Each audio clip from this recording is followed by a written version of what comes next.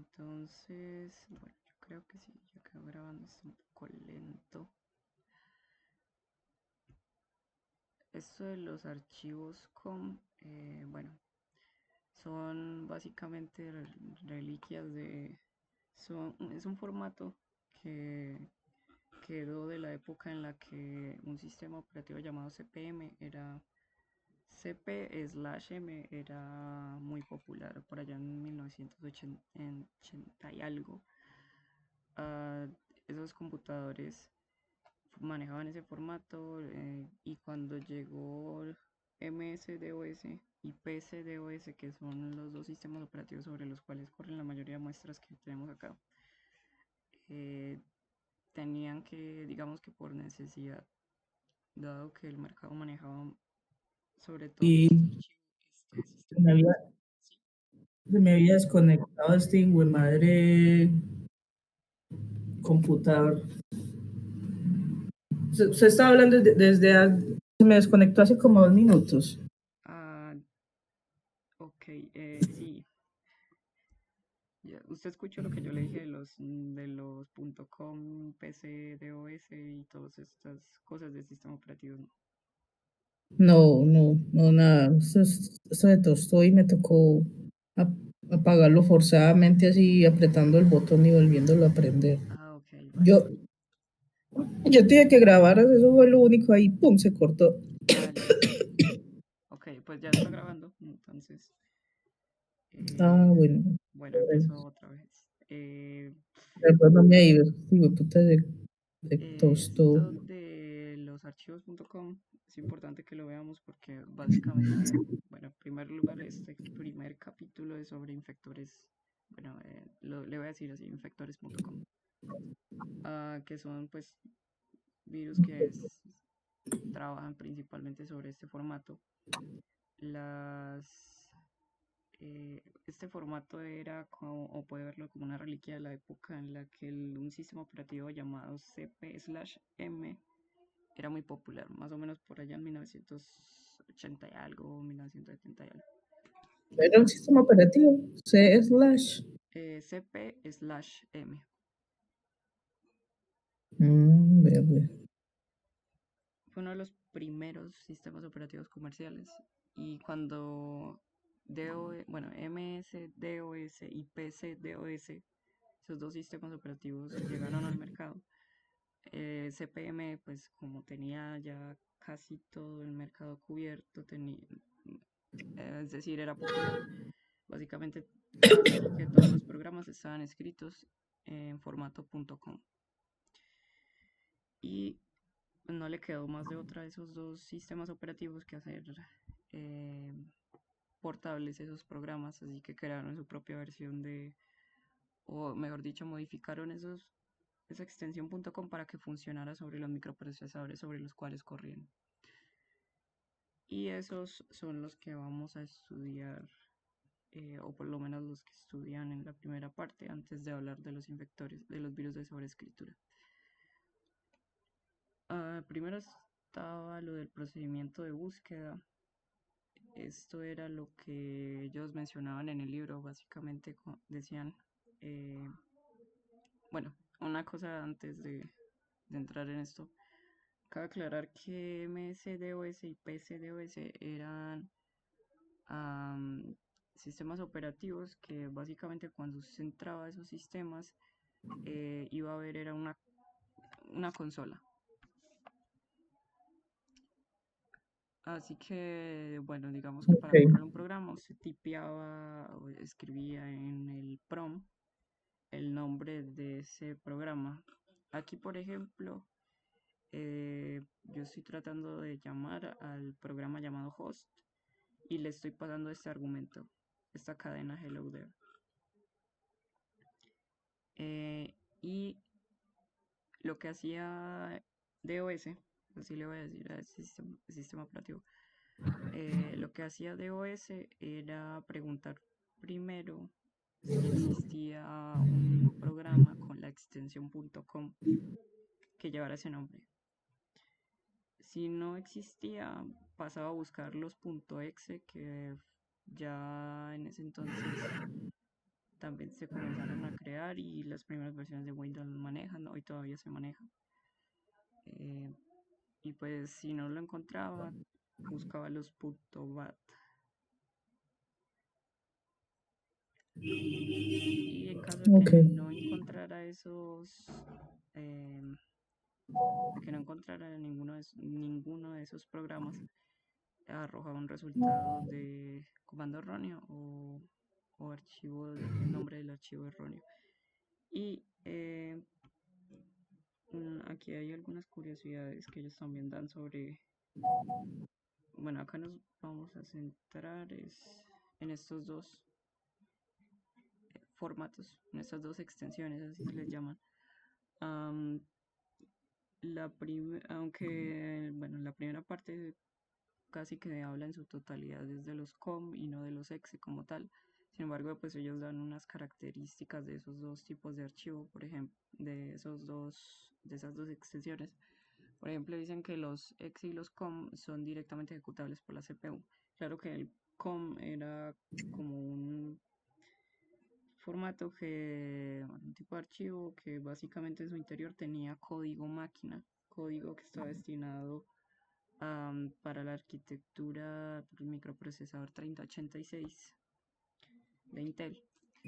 Eh, por cierto, aquí vamos a estar manejando solo arquitectura por 86, básicamente.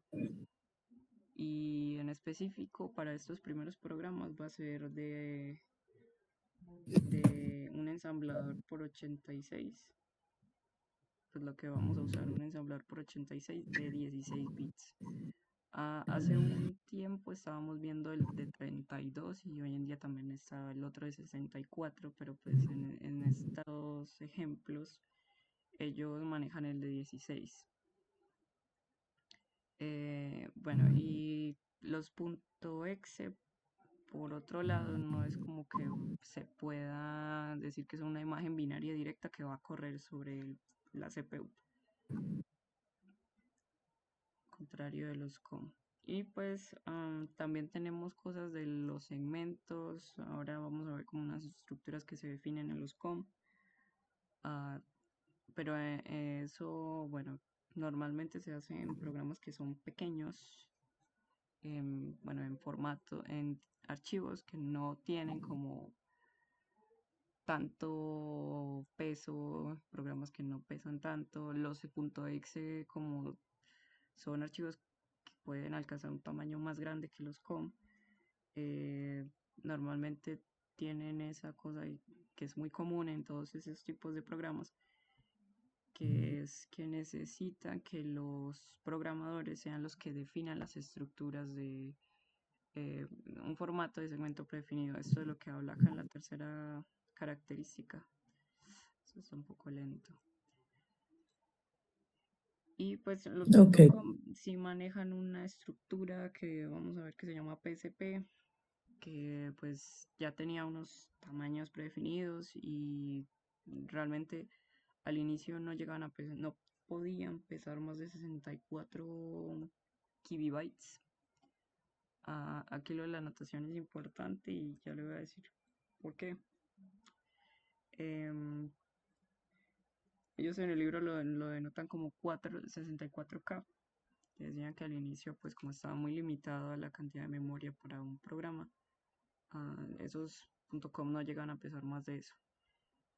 Sin embargo, pues también hay otras estrategias de direccionamiento y que le permite a uno crear programas de más tamaño de manera virtual. Eso era lo de la segmentación que le estaba enviando. Bueno, la información que le estuve enviando de segmentación, pero también está aquí, diapositivas y en el libro también lo habla. Un poco más breve que en lo que yo le mandé.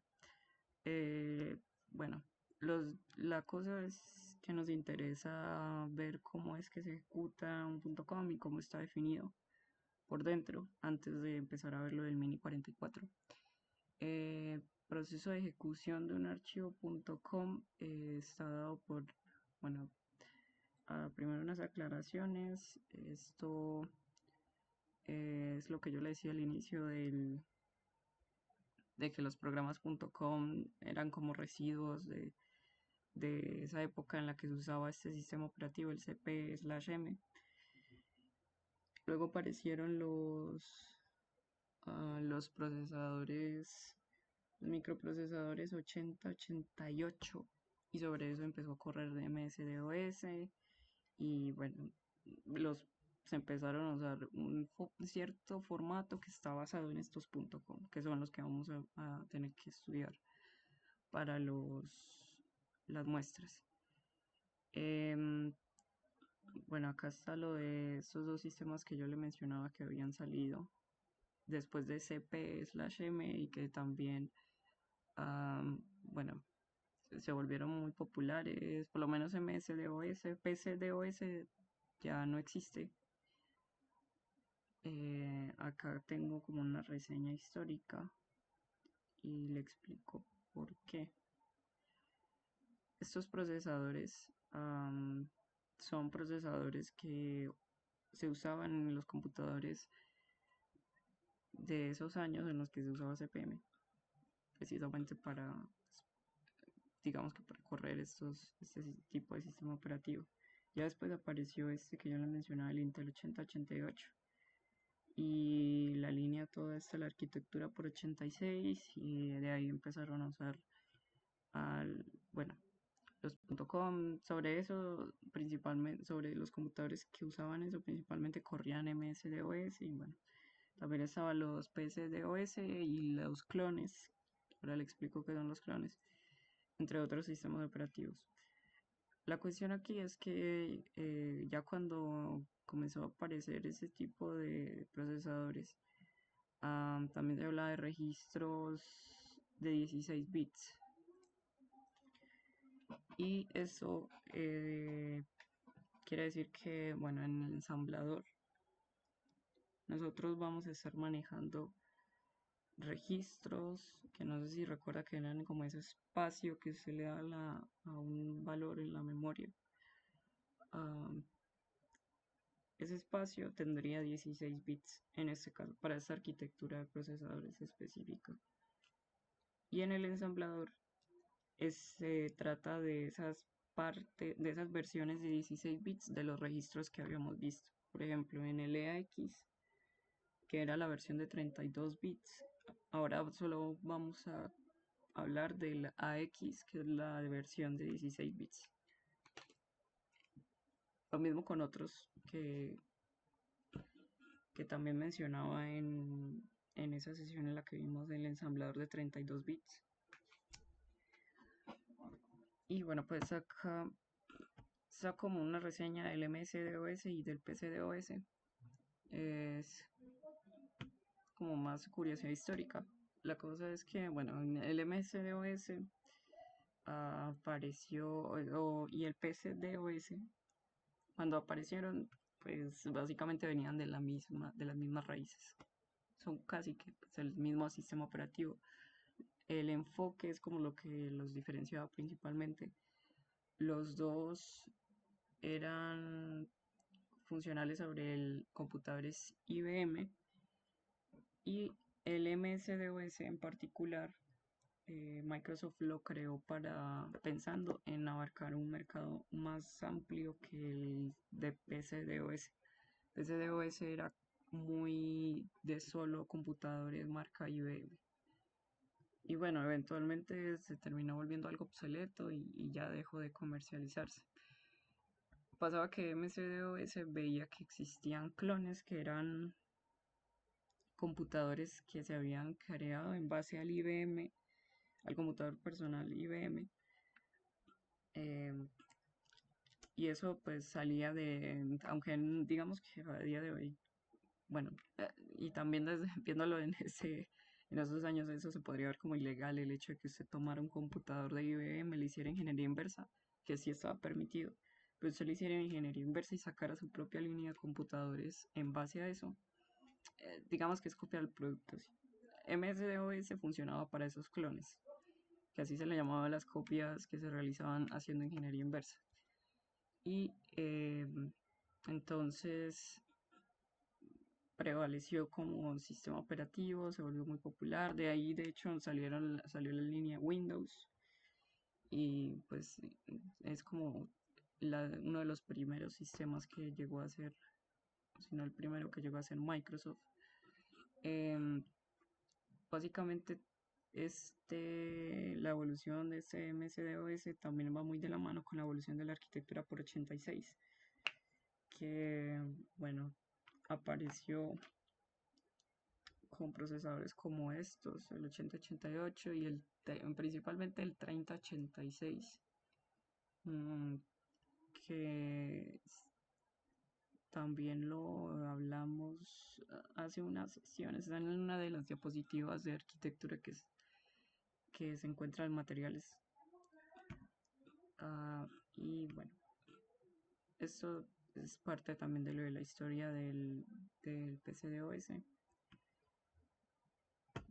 Mm, y ya ellos también hablan del direccionamiento antes de comenzar a hablar de cómo es el proceso de ejecución de un archivo.com en sí. Por ejemplo, bueno, este es un detalle importante.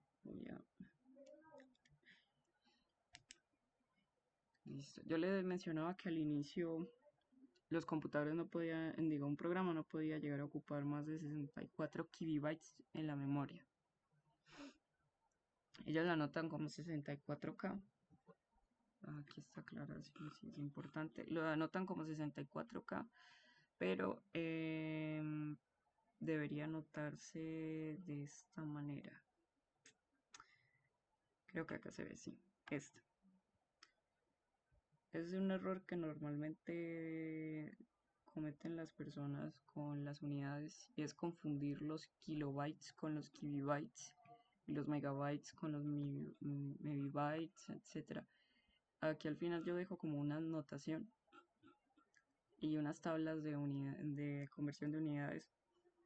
Estas son las equivalencias. Realmente cuando uno habla de kilobytes, normalmente se está refiriendo a los kilobytes. Perdón, cuando habla de los kilobytes, normalmente se está refiriendo a un kilobyte, que es el equivalente a 1024 bytes. Y el kilobyte ya es 1000. Pero pues las unidades que uno normalmente maneja en estos contextos son estas, las de kilobyte, megabyte, gigabyte. Y en el libro ellos realmente están hablando de estas unidades, las unidades EI. Solo que como el libro salió por allá en 1900, en los 80, de hecho cuando salió no se había creado todavía no se había hecho como esta estandarización, que fue del 98, si no estoy mal.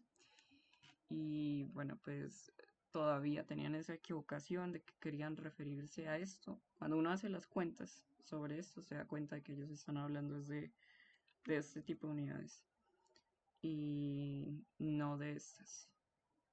Es común que todavía se sigan confundiendo, solo que hay que saber interpretar cuál es el contexto, cuáles son las unidades según el contexto. En computación, en general, como estamos hablando de binario y pues sí, estamos hablando de direccionamiento sobre una memoria que funciona en base a bytes y los bytes están compuestos por tales unidades y esas unidades al final y al cabo vienen a ser bits. Eh, o sea, en la computación todo es bits, así que todo debería manejarse sobre base 2. Por eso es que nosotros no deberíamos hablar de estas unidades que se manejan en base decimal, sino en estas que ya están más cercanas a lo que necesitamos.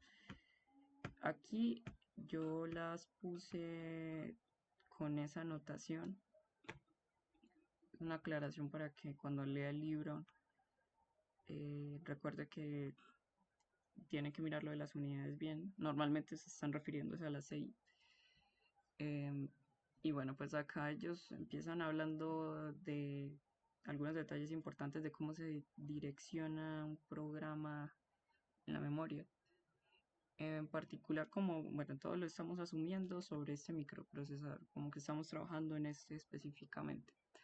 En el 8086 yo le decía que todos los registros iban a tener 16 bits. O sea, imagínese a que un registro, bueno, es como una cadena de este tipo, cada uno de los cuales es un bit y cada dirección se va a almacenar en un byte. Entonces, cada bit tiene dos posibles valores, por lo que usted tendría 2 a la 16, que es esta cantidad posible de valores para una dirección. Pero una aclaración es que esa cantidad de memoria direccionable se puede aumentar a un megabyte usando usando ese proceso que yo le mencionaba en uno de los artículos, bueno, en uno de los artículos que le pasé, que era lo de segmentación, que bueno, también eso corresponde a uno de los procesos de dirección, bueno, como una de esas formas de direccionar en la memoria que también se habla en sistemas operativos.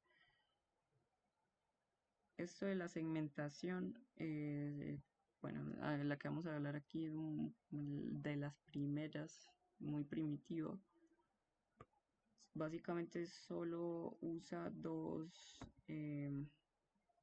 registros para manejar lo de las direcciones. Uno de esos registros mide el desplazamiento y el otro mide el segmento. Cada, cada segmento es piénsalo como que es una de estas divisiones físicas. Bueno, de estas divisiones lógicas, perdón. Esta, acá tenemos unos, dos, tres, 7 segmentos. Y el desplazamiento se daría sobre uno de esos segmentos cierta cantidad de unidades. Es decir, por ejemplo, yo digo que voy al segmento 3, que voy a decir que es este, y digo que el registro de segmento está apuntando acá, justo al inicio, la dirección de inicio de ese segmento. Y el desplazamiento me dice que no sé, que se mueva 7 bytes pues que va a ocupar 7 bytes y empieza a contar desde el inicio 7 bytes y eso es lo que va a ocupar según, pues, según ese requisito de espacio.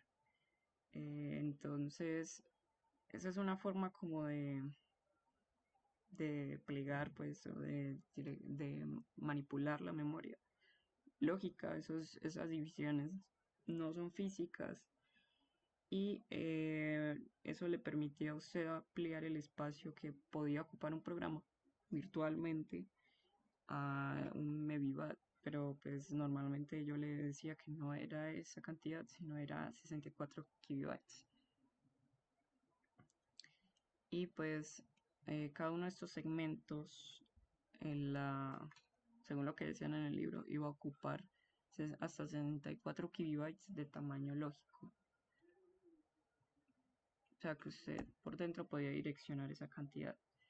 Entonces, en el proceso de ejecución, bueno, todavía no llegamos como tal a eso.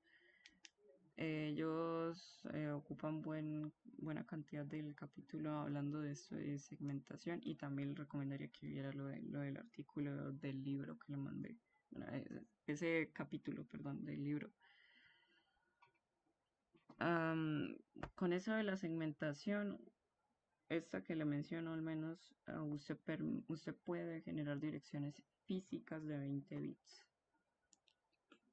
O sea, imagínese que usted tiene otra vez como esta, bueno, tiene algo así de 20 casillas, cada una es un bit. Eso también le permite a usted definir, bueno, varios registros para manejar estos registros de desplazamiento, segmento, que también son los que usted manipula cuando está escribiendo en el ensamblador. En la parte de los registros de segmento, ese ensamblador de ese, pues correspondiente a ese microprocesador o que se usaba para esa arquitectura, tenía esos registros de segmento, los del CS, el DS, el SS y el ES. El registro el segmento de código, el primero. SSL, pues básicamente tenía el código de lo que ya correspondía al programa ejecutable, las instrucciones. Y el segmento de datos tenía los datos del programa. Segmento de stack, no sé si usted recuerda que yo le hablaba bueno, en otro de los artículos que le mandé, hablan de que un programa tiene, o un proceso tiene un mapa de memoria. Y en el mapa de memoria está definido está definida una parte que se llama la pila, el stack.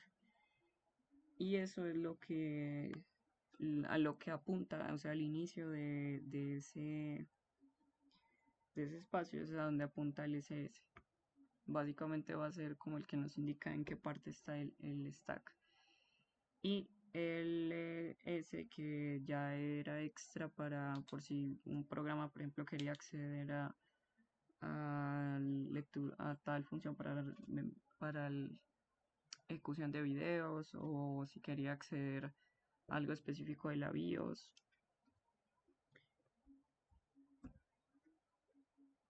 Y acá está una definición de los registros que le había mencionado, los registros de segmento. En particular en los ejemplos ellos usan el DS más que todo y también hablan de algo de referencia implícita a estos segmentos cuando usted está programando en ensamblador. Ya le explico muy bien de qué forma, pero acá está como lo que yo le mencionaba para qué sirve cada uno.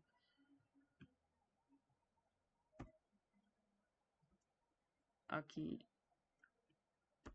creo que me pase así. Bueno, este es un ejemplo que ellos ponen para calcular una dirección física en base a la segmentación que estoy diciéndole que vamos a hacer. Esta sería como, bueno, usted tiene el valor que se le va a dar al registro de desplazamiento y el valor que se le va a dar al registro de segmento. En este caso, el registro de segmento que vamos a tomar es el DS. Y a ese segmento, a ese registro le vamos a dar el valor de 1275 en hexadecimal, que eso es lo que significa esta H. Y el registro BX, que va a ser el registro de desplazamiento, va a tener un valor de 457 también en hexadecimal. El procedimiento que ellos dan para calcular la dirección física es básicamente hacer la multiplicación del valor que tenga el registro de segmento por el 16, pero en hexadecimal, que es 10. Este de acá. Y cuando se hace esa multiplicación, solo tiene que sumarle el desplazamiento para calcular el valor que tendría esa dirección física. Eso que yo le mencionaba que tenía 20 bits que le permitía a usted tener un espacio de direccionamiento de un megabyte. Y pues ahí está el procedimiento. Intuitivamente usted podría pensar, bueno, que cada segmento tiene que ser un múltiplo de 16 y que básicamente con esto usted lo que está haciendo es bajar esos cuatro bits más significativos, menos significativos, más significativos, sí, que son los que están como más a la izquierda. Y esos bits son los que usted necesita sumarle esos 450, ese desplazamiento, pues en este caso el 457 en hexadecimal.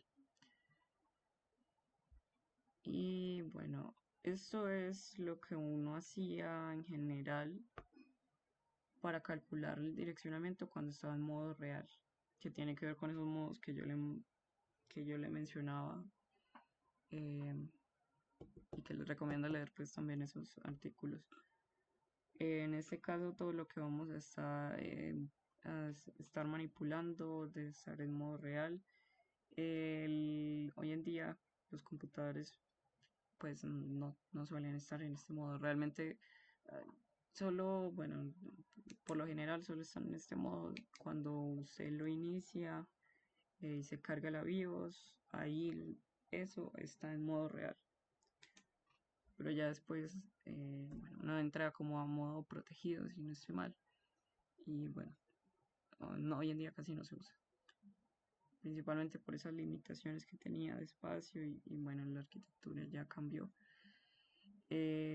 También menciona que uno puede tener múltiples formas de calcular una dirección física. En este caso, una forma diferente de obtener esta dirección física es teniendo un valor para el registro de segmento igual a 12, bueno, a 12BA en hexadecimal y a 7 para para el registro de desplazamiento, es decir, el de segmento con este valor y el de desplazamiento con 7 en hexadecimal. Si usted hace los mismos cálculos que yo pues le recomiendo que los haga a mano, si usted hace los mismos cálculos que los que hicieron acá, va a obtener ese mismo valor de 1, 2, a 7 en hexadecimal que se obtuvo en la diapositiva anterior.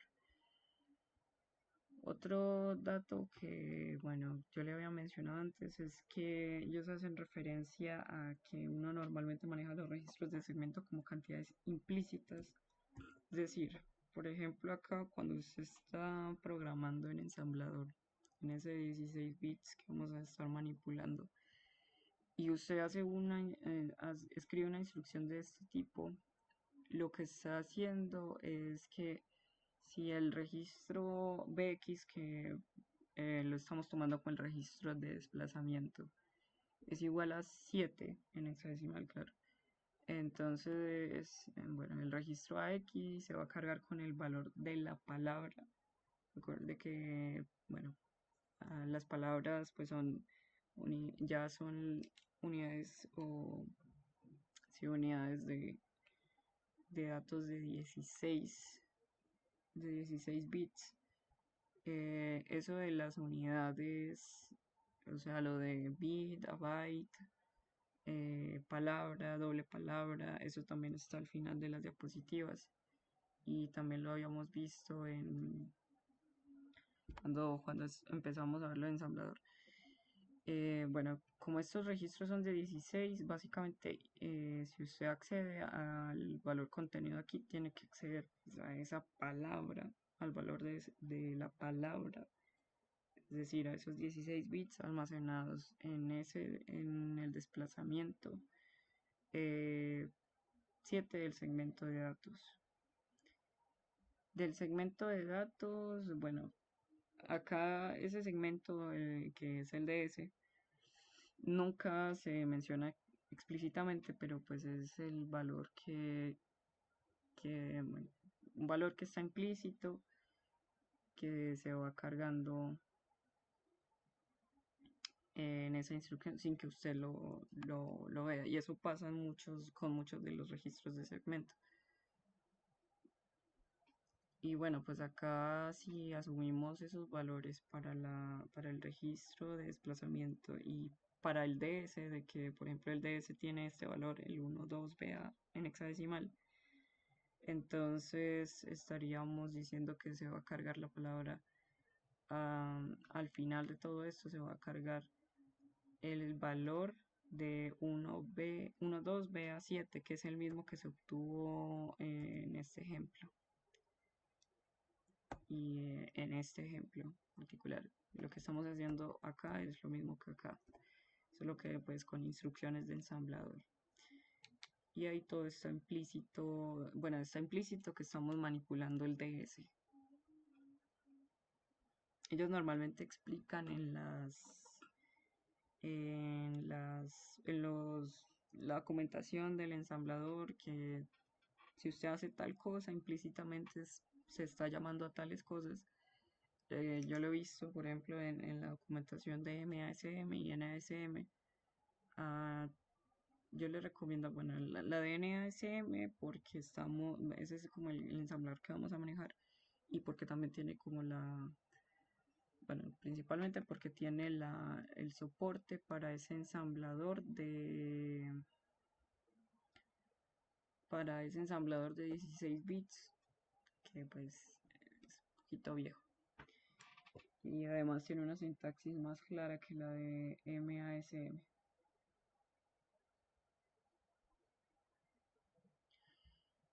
Ok, entonces,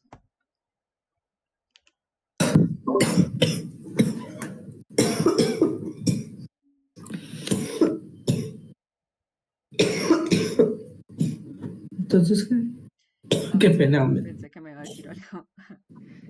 No, lo siento. Nada. Sí le iba a decir que no, que siguiera tranquila, que igual hasta las 11 nos podíamos quedar acá. Ok, vale. Y me dieron ganas de toser cuando le iba a decir eso. Ok, ya con respecto a cómo se va a cargar el programa.com en memoria, pues lo primero que tiene que hacer el DOS sistema es preparar ese espacio antes de cargarlo.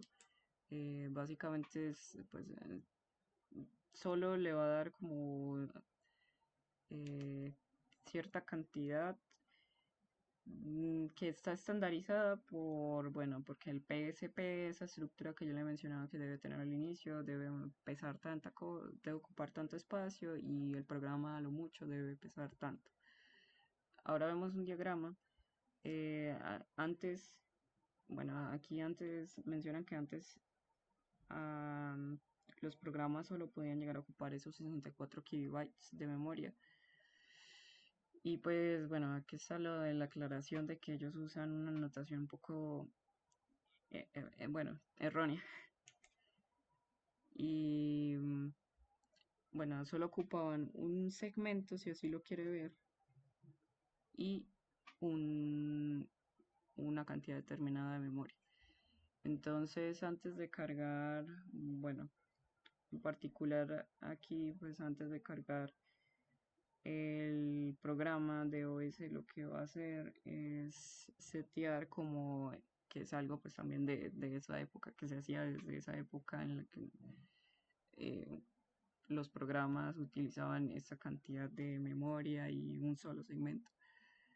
Siguiendo lo de esa época, ellos DOS seteaba o mejor dicho, configuraba los valores de los segmentos, los registros de segmento de esta forma. Se le daba el valor de CS igual a DS, igual a ES, igual a SS. Es decir, usted básicamente definía que todo el segmento donde iba a estar el código era el mismo segmento donde iba a estar los datos y el mismo donde iba a estar el código extra, pues esa información extra y la pila. Eso es lo que mencionan pues acá, lo que se menciona aquí después, que todos los datos compartían el mismo segmento con el código del programa y el stack. Y pues un programa com podrá también, según estas reglas, se fijaba que solo podría usar a lo mucho 64 kilobytes, que es lo que se le asigna a ese segmento específico donde quedó. Y como los registros de segmento suelen estar implícitos, un programa pues digamos que ya uno asumía que el registro extra, el registro este segmento LS, el extra, no existía. Eso es lo que quieren decir aquí al final. Básicamente como que al inicio esos programas normalmente no eran tan complejos, no necesitaban acceder a tantas funcionalidades extra, que básicamente pues este registro no se tomaba en cuenta. Y los otros, bueno, tenían los mismos valores, se compartía el espacio, también se seguía todavía la referencia implícita en, en esto, bueno, en el ensamblador cuando usted lo estaba programando. Y acá está lo del PSP. Piense que cuando usted tenía un programa.com y lo carga en la memoria se veía de esta forma. El PSP es, bueno, acá está creciendo. Este es el primer valor, digamos que el primer eh, si lo quiere ver así, el primer byte de la, bueno, la primera dirección del programa. Y esa, la última. Esta era la forma estándar en la que se acomodaba el PSP, que es esa estructura que está en esta diapositiva, el Program Segment Prefix. Bueno, era lo primero que se tenía que acomodar justo antes de, o sea, DOS llegaba, determinaba cuál era el espacio, lo configuraba y ponía el segmento, este PCP, esta estructura, que ya tenía unos estándares, también es una reliquia de la época de en la que se manejaba ese sistema operativo CP/M, pero pues se seguía conservando. De hecho, pues no toda la información que estaba ahí ya se seguía considerando útil. Por ejemplo, habían algunas funciones que ellos mencionaban en el libro que no eran muy útiles y que consideraban que era muy raro que una persona en su sano juicio la usara. Como es, por ejemplo, creo que habían unas que mencionaban que eran para llamar las funciones de lectura de DOS. ah, y hay otras que por el contrario ellos sí remarcaban que eran más importantes, como por ejemplo, cuando usted accedía al 80, o sea, esa dirección 80 dentro de ese segmento, dentro de esa estructura PSP.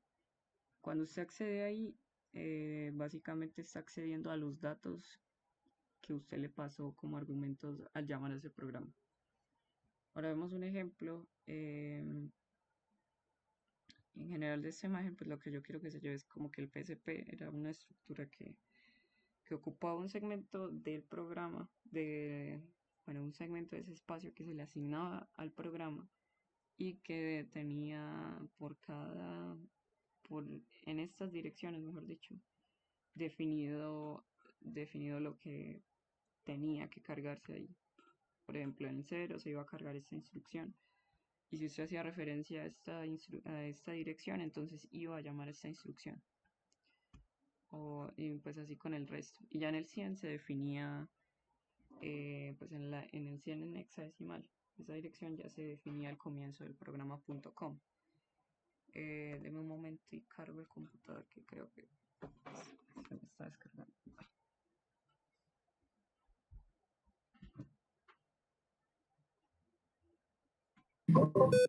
Ok.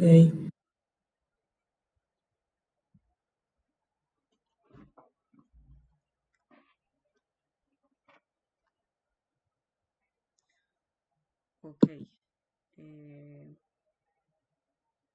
Deme un momento.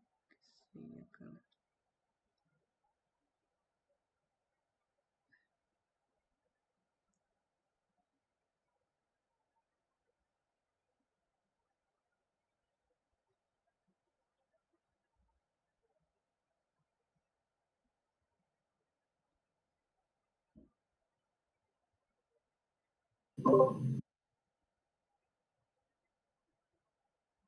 Entonces, Perdón, deme un momento que estoy comunicándome con un profesor.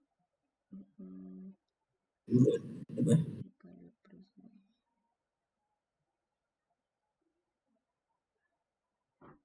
Ok, listo, perdón. Bueno, este es un ejemplo de algunas que se consideran, de lo que pues, yo le mencioné, que algunas de esos datos se consideran importantes. El 80, el que está definido en en el desplazamiento 80, hexadecimal acá. Los que están definidos acá, bueno, se ve por ejemplo el uso en esta parte. Nosotros vamos a estar manejando mucho este tipo como de output, por así decirlo, porque pues al desensamblar los programas, bueno, cuando necesitemos estudiarlo, necesitamos desensamblarlos y eso es lo que Por ejemplo, va a generar cosas como estas, que es una forma de ver byte a byte o por direcciones el programa, el contenido de un programa. En este caso, cuando yo hago este llamado al programa host y le paso esta cadena, el programa va a guardar esos argumentos en esta parte, en el de donde está, hacia donde está apuntando, pues, esto de aquí, el 80 en hexadecimal, o sea, del desplazamiento 80. Ahí, ahí es donde va a guardar el hello there. Y acá, si usted lo mira, pues dice que en esa dirección de memoria va a estar guardado el hello there, que se traduce a, bueno, a los caracteres estos en hexadecimal, que están, bueno, estos, los señales son todos los que corresponden al hello there. Y también se guarda otra información valiosa sobre esa cadena, como por ejemplo la longitud, que es el valor que está aquí, el 0e. Y también se guarda el valor se guarda un valor que al final, que es el 0D, que corresponde al retorno de carro, que era un carácter de escape que se usaba mucho, bueno, en ese entonces. Y bueno, acá está detallado eso de cómo funciona esto de aquí. Esto es básicamente como una interpretación de la información que está a la izquierda, pero pues lo que nosotros necesitamos ver es principalmente esto para estudiar pues los programas. De hecho, pues buena noticia, el FreeDOS viene también con un depurador que ya pues creo que lo descontinuaron, el debug, pero pues ese ensamblador nos va a servir para estudiar todos estos programas, todas esas muestras eh, desde bajo nivel. El, Esto es de, bueno, la muestra de cómo está almacenado toda esa información. Esto es el formato típico. En la dirección 100 debería empezar el archivo.com, la imagen de ese programa. Hay una sección que corresponde a los datos que están sin inicializar y está el área de la pila. Una aclaración es que la pila crece al revés, o sea que la primera, cuando usted vaya a acceder ahí a modificar cosas, empieza desde esta parte, desde donde está, por ejemplo, bueno, no exactamente la primera dirección, pero sí desde donde está, digamos que desde acá y se va a mover hacia abajo.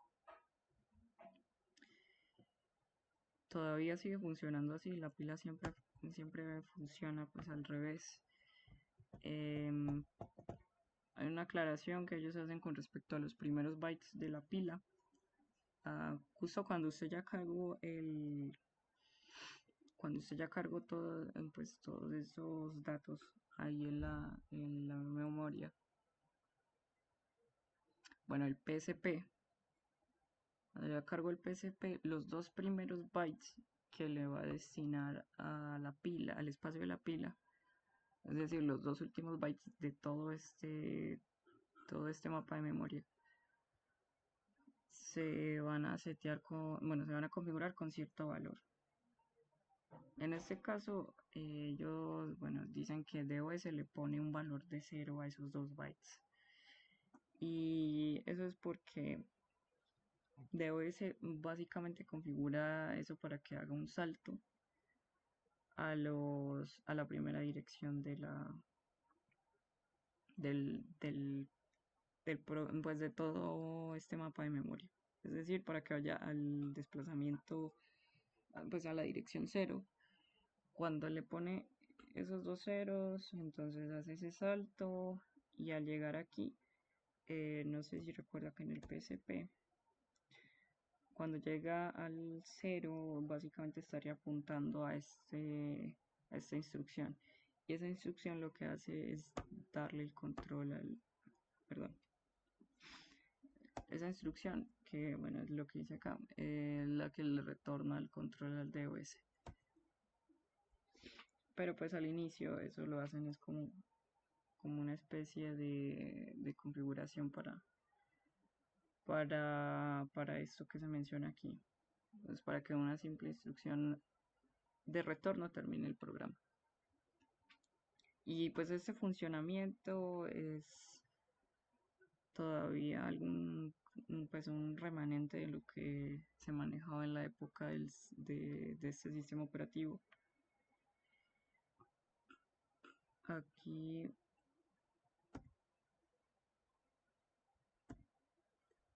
bueno, esto es la explicación de que bueno, DOS, perdón, DOS le asignaba un valor de 0 a esos 2 bytes, hacía el salto, eh, y ya cuando tomaba el control de nuevo, eh, básicamente le daba a ese valor, a ese puntero que iba que estaba dirigido hacia el área del stack, le asignaba un valor hexadecimal de FF, que es uno antes de terminar, o sea, es uno antes de este valor.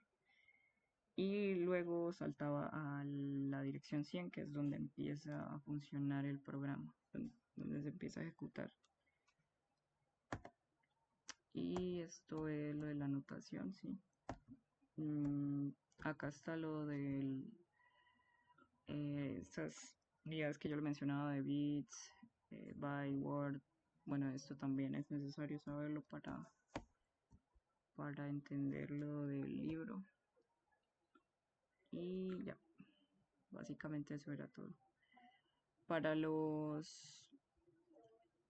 para la muestra, nosotros vamos a necesitar